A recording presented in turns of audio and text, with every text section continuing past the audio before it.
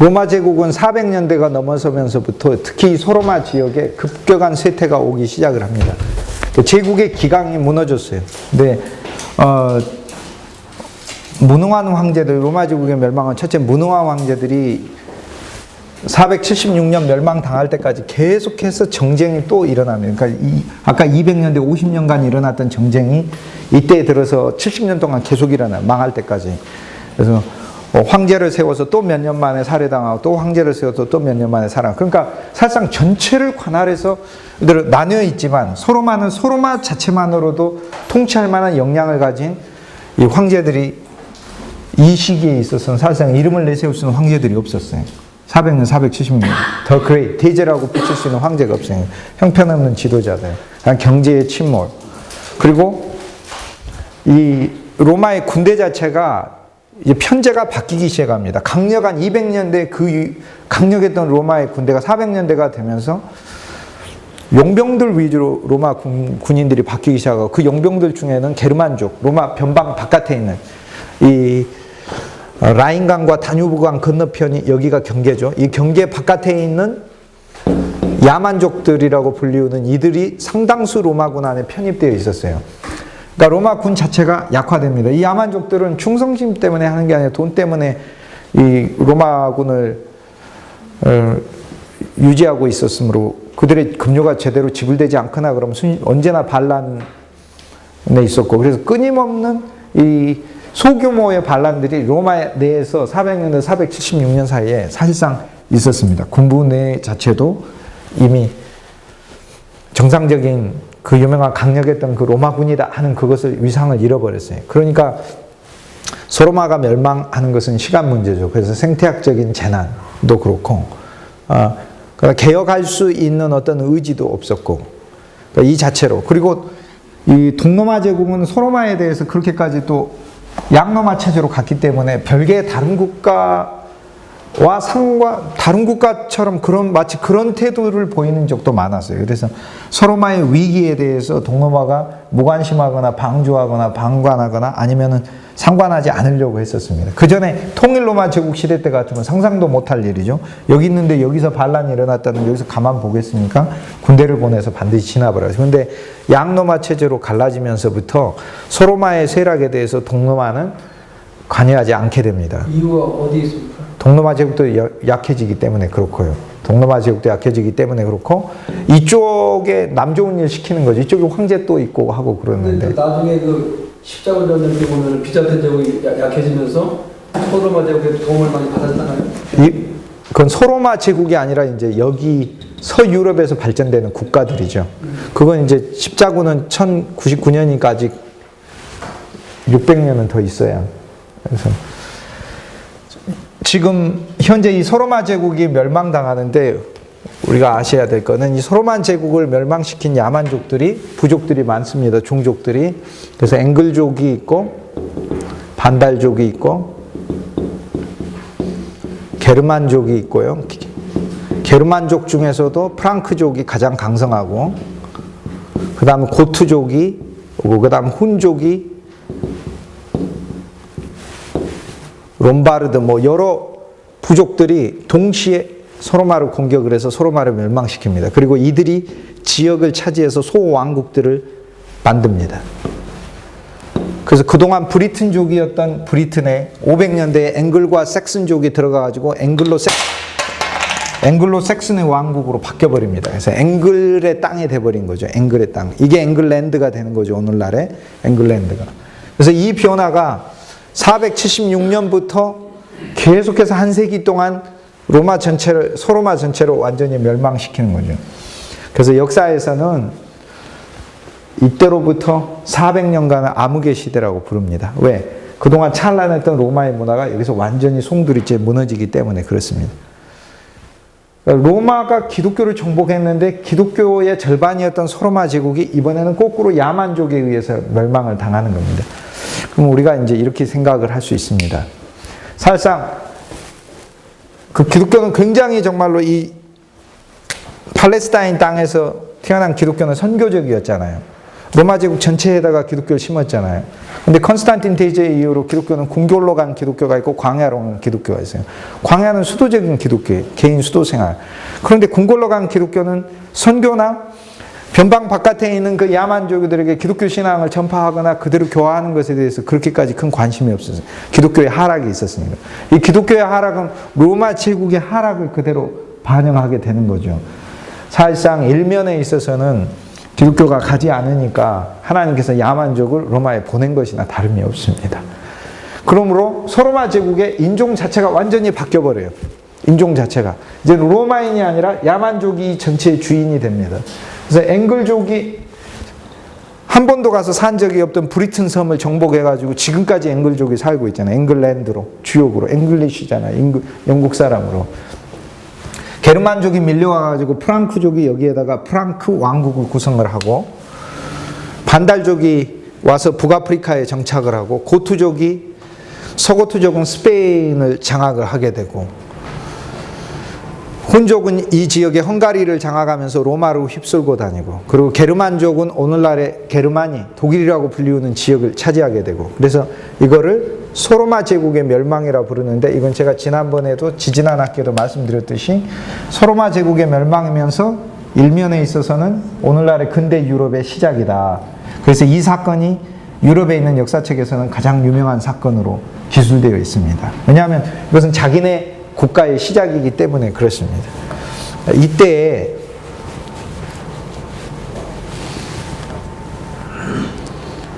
이제 중세 역사는 사실상 처음 시작할 때 암흑의 역사로 시작합니다. 이 야만족들, 즉 이들에 의해서 소로마 제국은 완전히 이제 종막을 가했죠. 476년에 더 이상 소로마가 아닙니다. 그러니까 소로마가 있을 때 여기 동로마라고 부르고, 소로마가 없어졌는데 동로마라고 안 부르게 되죠. 그러니까 소로마 멸망 이후에는 비잔틴 제국이라고 우리가 부르게 되는 거고요. 이 이후의 역사를 비잔틴 제국의 역사다, 그렇게 부릅니다. 소로마 제국 멸망이에요. 그러면 여기는 뭐라고 부르느냐? 야만족 왕국, 소유럽이라고 그때부터 부르기 시작을 하는 거죠. 근데 이 야만족들은 400년 동안 이때 주역이 되는데, 오늘날 우리가 봐서는 상상할 수 없는 문명을 지난 1000년 동안 이룬 민족이잖아요. 근데 이 민족들이 처음 야만족으로서 불태운 책은 400년 동안 그들이 살면서 쓴 책보다 훨씬 더 많아요. 그러니까 그들이 400년 동안 있으면서 야만족에게서 나온 책을 지금 현재 우리가 볼 수가 없어요. 그 이전에 로마 시대에 있어서, 또 헬라 제국 시대 때 헬레니즘 문화에 있어서는 엄청나게 많은 책들과 현자들이 나왔는데, 300년, 400년 동안 야만족이 소로마를 멸망시키고 이 야만족들의 국가가 쓴 상태에서 476년에서 800년까지 인류 역사에 있어서 이때 등장한 책의 숫자는 거의 없어요. 그래서 야만족이 서유럽을 멸망시키고 장악했던 이 300년 동안을 우리는 이 암흑의 시대다, 역사에서는 암흑의 시대다, 이렇게 부릅니다. 그러면 사실상 이때 등장했던 책이나 저술들은 어디에서 나오느냐? 그게 이제 교회에서 나오는 겁니다. 그래서 중세 역사는 초기가 바로 암흑의 시대고요. 이게 초기가 역사에서 이야기하는 암흑의 시대고요. 이제 이 야만족들에 대해서 살류하고 이제 전쟁하고 하는 것들이 옛날 로마 제국 시대보다 더 일상화돼 버리는 거죠. 그러니까 전체가 다 IS 그룹들이다, 이렇게 생각하면 돼요. 전부 다 진짜예요. 다 IS 그룹이에요. 튜톤이라는 말은 게르만족이에요. 게르만족. 그러니까 게르만에서 옆 북부를 튜토닉이라고 부릅니다. 튜트라는 말이 도이치라는 말이거든요. 도이치를 크를 이제 우리가 하는데, 옛날에는 이걸 튜트라고 불렀어요.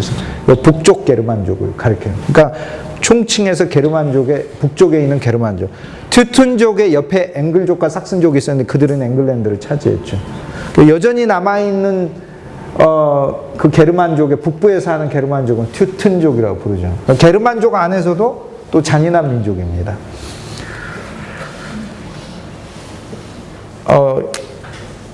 반달족이 한 거는 지금도 언어에 나와 있는데, 벤달리즘이라고 영어 사전에서 이렇게 찍으면은 벤달리즘이라는 게 뭐란 반달이 한 짓이라고 하는. 벤달리즘은 남의 자동차 유리창 깨고 도망가는 거, 남의 집에다가 뭐 부수고 도망가는, 불 지르고 도망가는 거. 이걸 영어로 벤달리즘이라고 그럽니다. 자동차 보험 계약을 할 때 보면은 미국의 자동차 보험 계약서에 딱 항목이 나와요. 벤달리즘 하고, 벤달리즘 항목. 그러니까 내 차가 벤달리즘을 당해서, 내 차가 반달족에게 공격받았을 때 해당하는 항목 이렇게 써져 있어요. 누가 나 불질렀을 때, 유리를 부숴버렸을 때. 근데 해당 안 되는 거, 타이어 펑크 내고 이런 건 해당 안 된다 그런 거. 그건 보험회사가 안 해준다 그런 얘기. 근데 유리창 깨고 뭐 불을 질렀다든지 이렇게. 그래서 항목이 그렇게 써졌어요. 벤달리즘이라고. 이 영어 단어입니다. 반달이 한 짓이다 그런 뜻이에요. 반달이 한 짓이에요. 그러니까 반달만 그런 게 아니라 다른 부족들은 그걸 반달리즘이라고 부르는 거를 굉장히 서운하게 생각할 정도입니다. 우리도 만만치 않은데 이렇게 생각하는 거죠. 우리도 고트족에서 나온 게 이제 고딕이라는 말을 고트가 답다, 무식하다는 뜻이에요. 그러니까 고트족이라는 말은 한마디로 무식한 거예요. 그러니까 입을 열면 나오는 게 지적인 언어는 한마디도 무식한 그런 게 있죠. 사람들 중에도 그런 분들이 계시잖아요. 이렇게. 그러니까 그거를 고트답다 이렇게 말해요. 반달족은 완전 그 정말 양아치 같은 거 그런 거. 이 게르만족은 차갑고 잔인하고 교양 없고 하고 하는 거 그걸 얘기를 합니다. 이 자체가 앵글족은 많이 벗고 다니고 막 그러고 그랬어요. 그래서 이런 민족이 앵글족이 지금 어떻게 신사의 나라가 됐느냐. 이 프랑크족이 나중에 프랑스가 되고 한쪽은 독일이 되고 하는데 어떻게 세계의 역사에 있어서 가장 예술적인 민족이 되느냐. 바로 이 수백 년의 변화가 그들 안에 기독교 신앙이 이식되기 시작하면서 야만족의 그 야만성 자체가 제거되기 시작합니다. 그 오늘날 우리가 부르는 그 위대한 중세와 서구 문화라는 것을 구성하게 되는 거죠. 그러면 이제 그 주역들에 대해서 한두 명만 살펴보고 오늘 마치는데, 이 야만족들이 서유럽을 정복을 해서 서로마를 멸망시키고 서유럽을 차지해서 서유럽의 주인공이 됐죠. 훈족은 헝가리가 되고, 고트족은 오늘날의 스페인이 되고요. 프랑크족은 프랑스가 되고, 게르만족은 게르마니니까 게르만니가 되고, 반달족은 북아프리카에 건너갔어요. 오늘날의 튀니지 알제리 쪽의 사람들이. 앵글족은 원래 ANGL인데 E로 바뀌어서 앵글랜드가 됩니다. 앵글랜드. 앵글의 땅이란 뜻이죠. 앵글족. 여기에서 다 잊어먹어도 프랑크족만은 기억해야 됩니다. 왜냐하면 프랑크족이 여기를 다 차지하니까 그래요. 나중에. 그래서 이 프랑크족이 나중에 또 이름도 바꿉니다. 옛날 그 로마 제국의 자리에 프랑크족이 거대하게 확장된 다음에 원래 이름이 이제 뭐라고 해야 되나요? 이름이 이제 양아치 이름이 양아치 프랑크. 그런데 거대한 제국을 차지하고 나서 이름을 바꿉니다. 이퇴계로 이름을 바꿔요. 이율곡으로 바꾸든지 이런 식으로 그렇게 생각. 그 프랑크 왕국이 이름을 어떻게 바꾸냐면 신성 로마 제국이다 이렇게. 옛날 로마 제국하고 아무 상관없는데 신성 새롭고 거룩한 로마다 하면서 이 이름을 바꿔버리는 데서 개명하는. 근데 사실상 이름 바꿀만 합니다. 왜냐하면 이 프랑크 왕국은 전적으로 바뀝니다. 정말로 바뀌어요. 그 인종은 그대로인데 수백 년 전의 프랑크 왕국이 아닙니다. 오늘날 우리가 부를 수 있는 프랑스와 독일의 그 찬란한 문화를 정말로 만들어내는 그 세계에서 가장 문화적이고 가장 문명의 그런 그 민족으로 탈바꿈합니다. 이 야만족들이 다 차지해서 순식간에 그 찬란한 로마 제국은 이제 없어져 버렸어요. 그 로마 제국 하던 것이 여기서부터는 정지돼 버렸어요. 이제 로마 제국은 여기 동로마 남아있는데 비잔틴만 남아있어요. 여기는 1000년이 더 지속되는데 점점 쇠락해서 1453년에 이슬람한테 멸망을 당하게 되죠. 근데 이 수많은 야만족들 중에서 이제 기독교가 한 민족씩 그 신앙을 전파해서 그 민족들을 교화해 나갑니다. 그래서 전체를 바꿔 나갑니다. 문화 자체가 야만족 문화이기 때문에 농사를 짓는 게 아니라 농사 짓는 곳을 공격해서 뺏어오는 것이죠. 정복해서 세금을 매기는 것이죠. 근데 이들에게 기독교 신앙에 들어가면서 전체적으로 바뀝니다. 책을 읽을 줄 모르는 민족이 성경을 읽고 책을 읽는 민족이 되고, 문화를 보존하는 민족이 되고, 약탈이 아니라 사랑을 베풀어야 하는 민족이 되고, 매너와 예절이 전혀 없는 사람들이 기본적으로 약자를 돌보고 여성과 노약자들을 먼저 우선적으로 대접해야 되는 기사도 정신을 갖게 되는 거고, 이 전체의 수백 년의 변화가 실제적으로 그 민족 사이에서 일어나게 돼요. 그 출발점은 어디에서 출발하냐 하면은 여기에서부터 출발합니다. 아일랜드부터. 아일랜드족을 우리가 켈트족이라고 부르는데요. 켈트족. 영어로 하면은 CLT입니다. 제가 보니까 우리 그 YMCA 강의 인터넷 유튜브에다가 다 띄워놨더라고요. 첫 학기 했던 거 보니까 김동주 교수 YMCA 제가 검색해서 보니까 1600명이 보셨더라고요. 그 강의를. 그래서 제가 일부러 영어로도 막 많이 쓰고 굉장히 강의를 수준 높게 하고 있어요, 일부러. 이렇게 이해하고 들으세요. 이렇게. 일부러 막 쓰는 이유가 있어요, 이렇게. 켈트인데, 역사에선 켈트라고 부르고, 미국 사람이 이걸 셀트라고 불러요. 그래서, 아일랜드족을, 이게 섬 이름이잖아요. 이건 땅 이름이고, 민족 이름은 켈트예요. 우리는 민족과 땅 이름이 같죠. 한 반도고 한 민족이잖아요. 같잖아요. 그런데 어떤 민족들은 그 민족 이름과 땅 이름이 다른 경우가 있죠.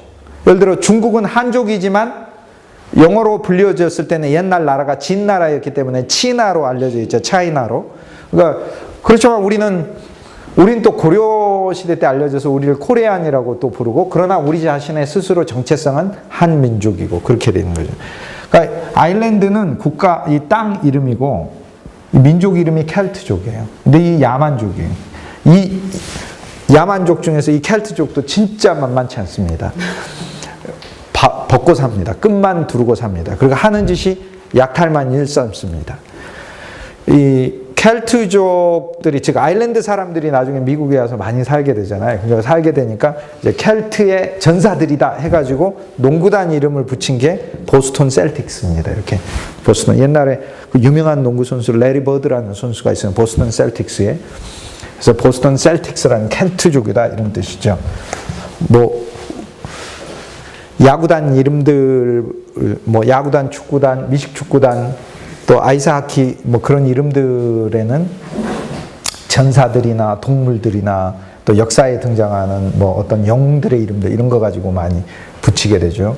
그래서 이 켈트족은 늘 같은 앵글족을 쳐들어가 가지고 앵글족을 괴롭히기도 하고, 원래 앵글족이 차지하기 전에 여기 브리튼족이 살고 있어서 브리튼이라고 부르고 있었어요. 그래서 이 영국 땅에 살고 있는 브리튼족을 잡아다가 노예로 많이 썼습니다. 그래서 어느 날 이 켈트족에 끌려간 소년이 하나 있었는데, 그 소년이 367년에 태어난 소년이, 367년에. 그 이름이 패트릭입니다. 이 패트릭이 아일랜드에 15살 나이로 끌려가서 6년 동안 노예 생활을 하다가, 고향은 여기 잉글랜드, 여기 서부인 웨일즈 쪽이죠. 브리튼이라고 부르는 곳이죠. 근데 이 섬에 끌려가서 15살에 끌려가서 6년 동안 노예로 생활을 하다가 어느 날 꿈을 꾸죠. 근데 신앙이 좋은 소년이었어요. 하나님, 우리 집에 우리 부모에게 돌아가게 해주십시오. 돌아가게 매일 기도했죠. 어느 날 꿈을 꾸는데 6년 노예 생활을 한 끝에 바다를 향해서 무조건 뛰어라. 근데 그 바다를 향해, 그처럼 황당한 게 없어요. 그래서 자기가 생각하는, 바다라고 생각하는 곳을 향해 뛰었어요. 근데 여기 아일랜드는 섬이잖아요. 그러니까 아무 데나 뛰어도 바다가 나와요. 그래서 뛰었어요, 무조건. 계속 수십 킬로를. 그래서 그냥 바다가 있는 곳을 향해서 밤에 꿈을 꿔서 일어나서 무조건 가라고 하니까. 그래서 간신히 탈출을 해서 배 한 척이 거기 서 있는 것을 보고 이제 그 배를 잡아 타가지고 결국에는 우여곡절 끝에 고향으로 되돌아오게 됩니다. 그때 아버지가 얼마나 반가웠겠어요. 죽은 줄 알았던 아들이 살아 돌아왔으니까 껴안고 한 첫마디가, 아들아, 아버지랑 다시는 이별하지 않겠다고 약속이다 하는 거예요. 너무 반가웠어요. 근데 이 패트릭이 돌아오고 나서 이제 교육을 받게 되죠. 20살 나이에 돌아가서 옛날에 못 받았던 교육을 더 받게 되고. 근데 제 신앙이 진짜 참 좋은 청년이었는데, 소년 시절부터. 하나님이 풀어주셨잖아요. 근데 그가 이제 20대 중반의 나이가 되었을 때, 여러 학문들도 배우고, 이제 아주 훌륭한, 멋있는 청년으로 이제 정상적으로 노예 생활에서 이제 집안을 이어갈 좋은 젊은이로 이렇게 성장했을 때, 그는 꿈을 또 꾸기 시작해요. 꿈을 또 꾸는데 이번엔 거꾸로 그가 종살이했던 바로 아일랜드 켈트족의 사람들이 자기 꿈에 등장해가지고 자기를 향해서 건너오라고 자꾸 이야기를 합니다. 그래서 그 꿈을 꾸고 나서 그는 이것이 하나님이 나를 켈트족의 사도로 보내시는구나. 저 켈트족은 야만족들이고 살인과 방화와 그 온갖 약탈을 일삼는 민족들인데 저들에게 예수 그리스도의 복음, 기독교 신앙이 참으로 필요하구나. 그렇게 해서 건너갑니다. 그 선교사를 건너가요.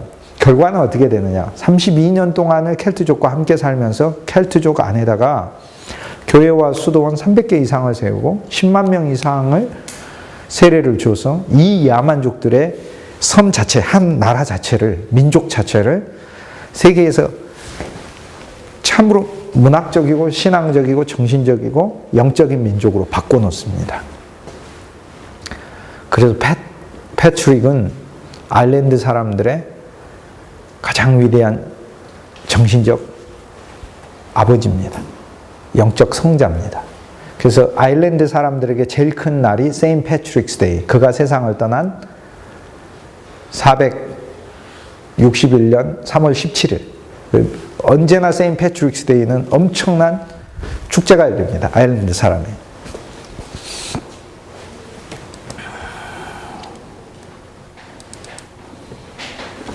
세인트 패트릭스 데이에 영국에서 3월 17일 날 모여서 갖는 축제입니다.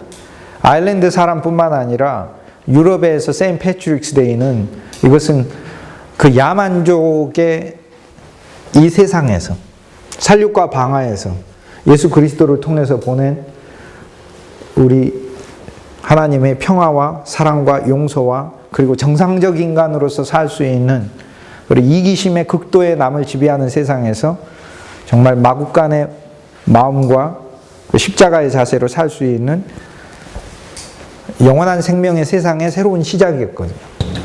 그래서 이거는 이 서구 문명에 있어서 굉장히 중요한 축제 날이에요. 그래서 3월 17일 세인트 패트릭스 데이가 있을 때는 유럽에 있어서는 큰 축제를 갖습니다. 런던 트라팔가 광장에서 열리는 세인트 패트릭스 데이 축제입니다. 교수님, 그 그레고리우스 일세가 어거스틴 보내기 전부터 그런 역사가 있었는데 그레고리 1세라는 교황은 590년 교황이었잖아요. 지금 패트릭은 그러니까 이전에 그렇죠. 훨씬 이전이죠. 어거스틴을 596년에 보내거든요. 이 정도에 여기서 이렇게 보내거든요. 그래서 캔터베리에서 영국의 앵글족의 교화를 시작하죠. 그래서 앵글족의 사도는 어거스틴이라는 캔터베리 어거스틴이라는 사람이 되고, 그래서 영국에서는 캔터베리가 가장 중요한 도시가 되는 거지. 근데 그보다 훨씬 먼저 거의 150년 정도 먼저 패트릭에 의해서 아일랜드 전체가, 근데 그는 여기 브리튼 사람이었습니다. 이제 교화됩니다.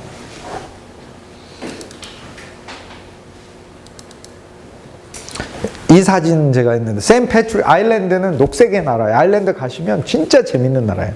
나무는 없는데 초지로 전체가 되는 곳입니다. 그 정말 놀라워요. 그리고 또 하나 놀라운 게 있습니다. 세인트 패트릭이 갔는데 아일랜드 켈트족들은 뱀을 숭상하고 있었어요. 뱀을 목에 칭칭 감고 뱀하고 잠자고. 뱀은 사탄을 상징하잖아요. 그래서 이제 그들이 갖고 있는 신앙의 드루이드교라고 하는 미리 종교, 비밀 종교, 아주 거짓된 그런 종교였었는데, 제물로 사람을 요구를 해서 사람을 죽이기까지도 하고 납치해서 제물로 바치기도 하고 그랬었어요.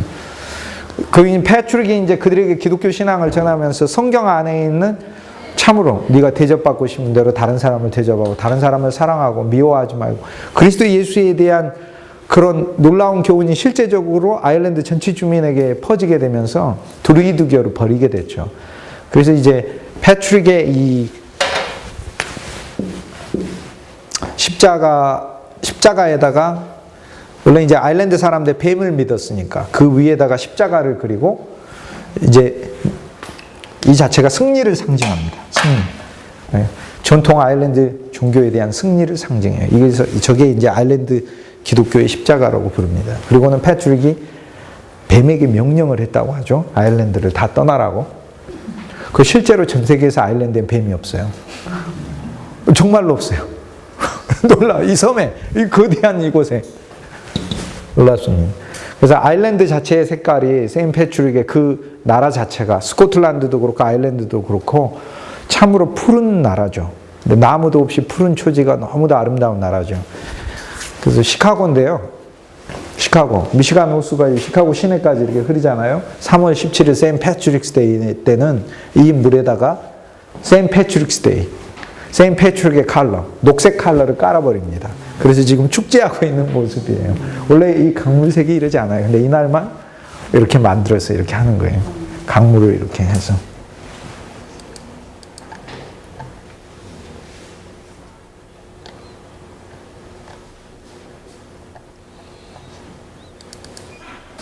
세인트 패트릭스 데이 몬트리올에서 캐나다 몬트리올에서 열리는 3월 17일 날 전 세계 나라에서 다 이렇게 축제가 열립니다.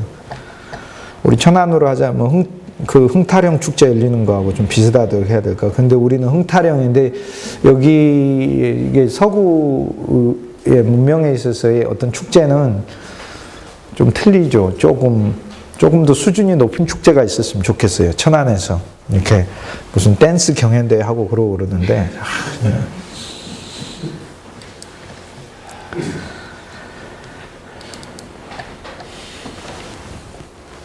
뉴욕의 락펠러 빌딩 앞에 있는 거대한 성당인데요. 세인트 패트릭스, 성자 패트릭을 기념한 아일랜드 성도들에 의해서 지어진 성당의 이름입니다. 그래서 세인트 패트릭스 교회다 이렇게 부릅니다.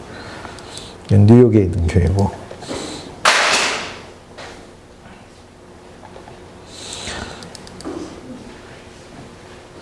세인트 패트릭이 사역을 시작했다고 하는 곳에 세워진 아일랜드에 있는 이게 소울 카운티라고 하는 곳에 있는 동상이에요. 산에 세워진 동상입니다.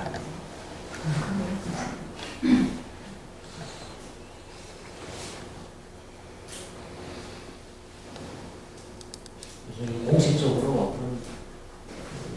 교재에 보면 네. 패트릭이나 스코틀랜드의 콜롬바 선교 뭐 이런 내용들을 이렇게 소설처럼 재밌게 삼으셨는데요. 근데 아까도 질문한 것처럼 뭔가 1차적으로 부분을 지어졌으니까 그 다음에 패트릭이나 콜롬바 같은 사람이 나와서 아일랜드나 스코틀랜드를 또 선교해서 그러겠습니까? 공식적으로 네. 로스 이전에 네. 그 지역에 네. 접하는 그 기록이 많죠. 어마어마하죠. 아까 교수님 말씀에 선교가 이루어져서 양학을 침입했다라고 하는 그런 관점인데 시기적으로 콜롬바 이런 사람들은 또 열심히 했던 시기에 포함이 되니까요. 물론 이제 그렇게 하기는 하지만은 그 이전부터 갔어야 했는데 기독교 선교가 사실상 200년대 넘어서부터는 없죠. 그러니까 콜롬바에서부터 사실상 새로 시작합니다. 네, 그렇습니다. 사실상 선교의 첫 시작이라고 봐야 됩니다. 근데 이 선교는 지금 이것이 이제 소위 아일랜드 계통의 수도원입니다. 이 수도원이 하나 세워진다는 것은 도서관 세워지고 학교가 세워지는 거고 거기에 요양원이 세워지는 것이고 사회복지 시설이 세워지는 것이고 이 전체에 이 주변으로 마을들까지 다 같이 서가지고 하는 거기 때문에 지금 야만족의 세계에 이게 몇 개가 세워지면 3,000개 이상이 세워지거든요. 전체 유럽 땅에. 그래서 사실상 예수 그리스도의 신앙만이 전해지는 게 아니라 오늘날 우리가 문명화라고 부를 수 있는 그런 대변화까지 가져오게 되는 겁니다. 네. 이제 그 점을 볼 수 있습니다. 그래서 이제 유럽 본토에 있는 수도원과는 또 다르게 이 소위 켈트족, 아일랜드 계통의 수도원은 이제 이런 방식으로 지어져 있습니다. 자꾸 소바강 교회, 그리고 주변에서 있는 그 옛날 마을들이죠. 그래서 아일랜드 계통에 있는 사람들은 이제 고고학 유적이, 그때 수도원 유적들이 이렇게 남아 있어요. 이런 게 300개 이상의 아일랜드에 이게 세워져 있었어요. 이게 이제 수도원 유적들이죠. 이제 옛날에는 있었던 것들이 이제 지금은 이제 물론 현대화된 도시들이니까.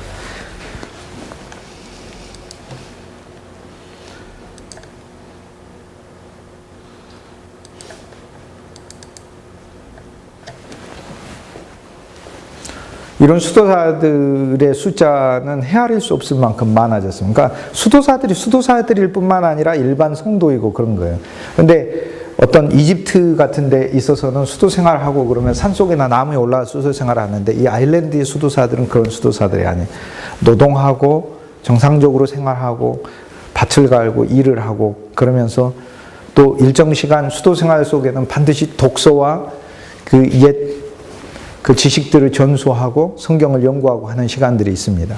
그러니까 지금 아일랜드가 먼저 사실 복음을 받아들이게 된 놀라운 기능을 하나 하는 게 있어요.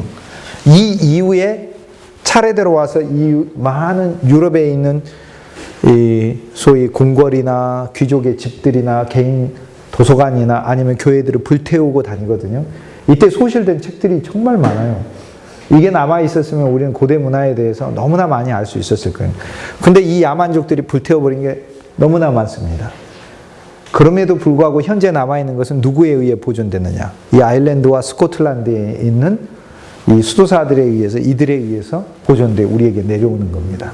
그러니까 먼저 이 시대에 약간 앞서서 이들의 교화를 통해서 여전히 아직 남아있던 것들이 이쪽으로 흘러가면서 여기서 보존되고, 여기서 거꾸로 이제 유럽 본토에, 나중에 이 앵글과 반달과 게르만과 프랑크 고트족이 차지하고 있는 그 땅으로 아일랜드 수도사들은 거꾸로 선교사가 돼가지고 이제 오게 됩니다. 그렇게 해서 유럽의 프랑스나 스위스나 독일의 수도원들을 많이 세우게 돼요. 마치 우리가 100년 전에 미국과 또 영국과 스코틀랜드와 호주의 선교사들이 와서 우리에게 문명화를 했던 그 패턴이 정확하게 1700년 전에, 1600년 전에 이 패턴이 그대로 있었어요. 그리고 패트릭이 아일랜드에 했던 그거를 아일랜드 사람들은 콜럼바에 의해서 스코틀랜드에 그대로 하고, 아일랜드와 스코틀랜드가 전진기지가 돼서 여기가 야만족 국가가 돼서 아무도 책을 읽고 지식을 전수하고 문명화되는 그 자체 속에서 관심이 없을 때, 이 자체가 기독교 신앙 자체가 수천 개의 교회와 수도원을 통해서 야만족 사회에 있어서 당신들이 벌이고 다니는 그 학살과 남을 지배하고 남의 것을 뺏고 있는 그것은 하나님에 의해 큰 형벌을 받을 것이라는 그 메시지들을 들으면서 실제적으로 큰 변화를 이뤄냅니다. 그런데 그 메시지들이 단순히 인간의 말이라면 변화가 없죠. 하나님이 역사가 함께하고 기적도 함께 따라줬기 때문에 그런 변화들이 일어났던 것이죠. 이것은 한 야만족들의 기독교 신앙으로의 어떤 개종의 문제만 이야기하는 게 아니라 고대부터 계속해서 전수되어 오던 그런 유럽의 문명들이 수도사들에 의해서 보존될 수 있었습니다. 그들의 도서관과 그들의 필사들과 그런 일들에 있어서. 그래서 많은 야만족의 젊은이들이 헛된 욕망을 쫓고 다른 민족들을 공격하고 약탈하고 하는 그런 일들로부터 복음을 받아들여서 자기들의 삶이 실제적으로 바뀌고 변화되어서 책을 읽고 기도하고 함께 모여서 찬송하는 수도사들이 되었다는 사실 자체가, 이것은 기적 같은 일이죠. 이렇게 변했다는 사실 자체가 그런 것이죠. 이 아직도 남아있는 이제 그때 시대의 수도원, 아일랜드 수도원 유적이고요.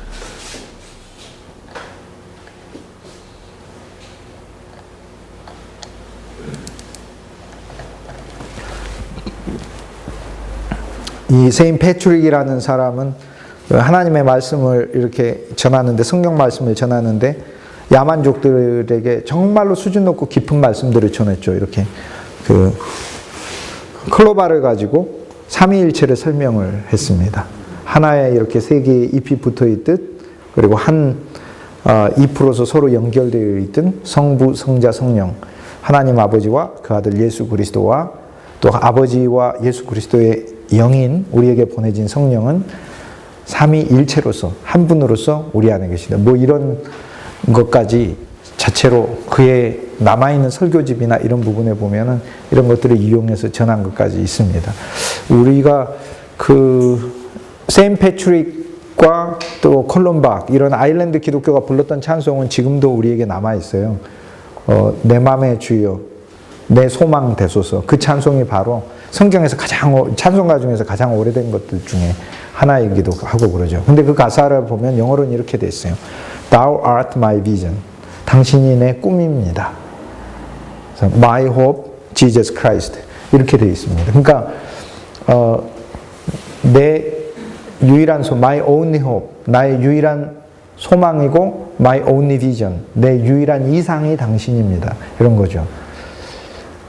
그 야만족들의 그 청년들이 그 신앙 안에서 개화되어 변화되고 이들이 문명화되어가는 이 과정 전체의 이야기가 사실 중세의 이야기입니다. 우리는 로마 제국의 멸망을 보면서 300년이 넘는 암흑시대를 보는데 그 암흑시대 속에서 이 캄캄한 말 그대로 암흑인데 이 빛처럼 밝게 펴지는 이 문명과 신앙의 엄청난 이 놀라운 확산을 동시에 보는 것이죠. 이것이 바로 중세의 역사인 거죠. 근데 이 역사는 지금도 우린 살아있는 것 같아요. 저는 사실 우리 호수대학교 아이들 이렇게 처음 만났을 때 그 얘기합니다. 그뿐 아니라 전 모든 사람도 다 그렇다고 생각해요. 진정한 기독교 신앙의 본질적 메시지가 우리 속에서 삶으로 사라지기 전까지는 우리는 다 야만족이죠. 사실 야만족이죠. 참 지식도 어떤 그 인간에 보이지 않는 참된 가치에 대해서 모르고 사니까 야만족이죠. 우리 삶은 야만족들이 횡행하고 있죠. 겉으로는 화려한 옷을 입었으나 인간 자체를 보면 벌거벗은 사람과 다름없이 살고 있는 야만족들이죠. 그죠? 저 야만족들은 지금도 활개치고 있는 거죠. 우리 사회 속에서. 온갖 종류의 다양한 방식으로. 약육 강식의 그런 방식으로 살아 있는 거죠. 우리 사회 속에서는. 오늘날 기독교 신앙은 나의 개인적인 어떤 부의 축적을 위해 있는 것이 아니고 그런 야만족들의 진정한 참 인간성을 가진 진정한 사람으로서의 회복. 예수 그리스도는 참 인간으로도 오셨잖아요. 그 회복의 본질적 메시지가 기독교 메시지의 한 부분이죠.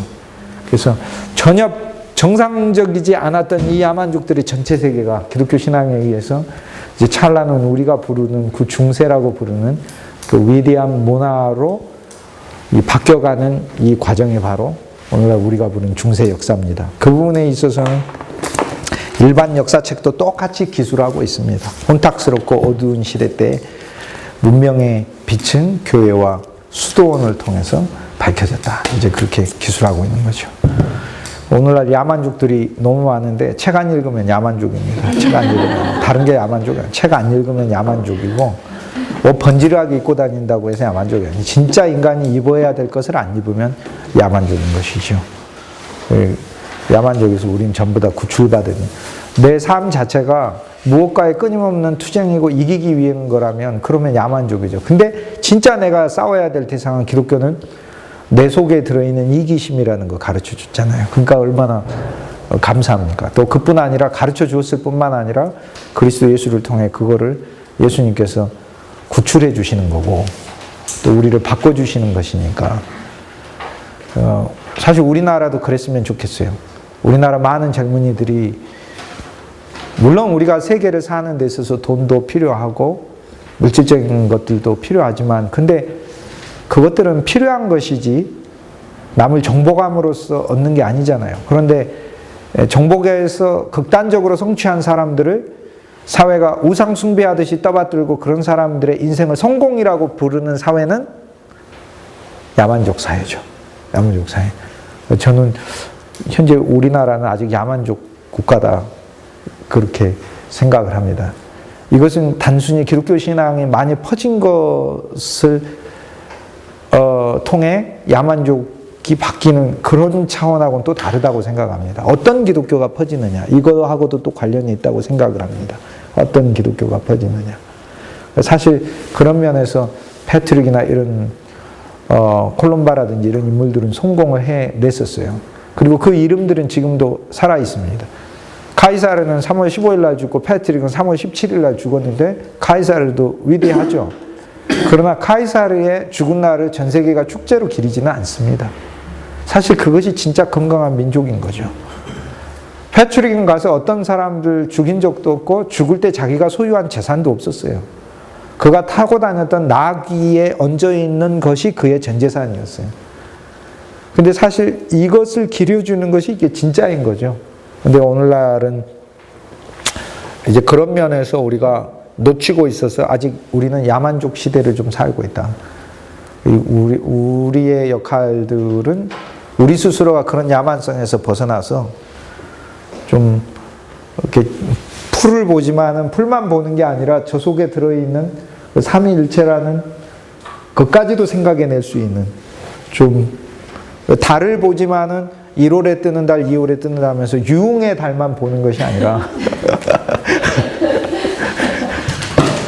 밤에 비추는 빛이 이제 되는 그런 어떤 내 삶에 대한 이제 궁극적인 소망들을 가져보는 거, 이런 것들이 이제 기독교 신앙 속의 본래 자리가 아닌가 이렇게 생각해 봅니다. 그 일들을 패트릭은 이뤘기 때문에 이제 오늘 역사에서는 그의 이름들을 기억하는 거고 많은 사람들이 그것을 또 축제로 즐기고 있는 것이죠. 우리는 그런 부분들 이어갔으면 합니다. 오늘 강의 여기까지 하도록 하겠습니다. 고생하셨습니다.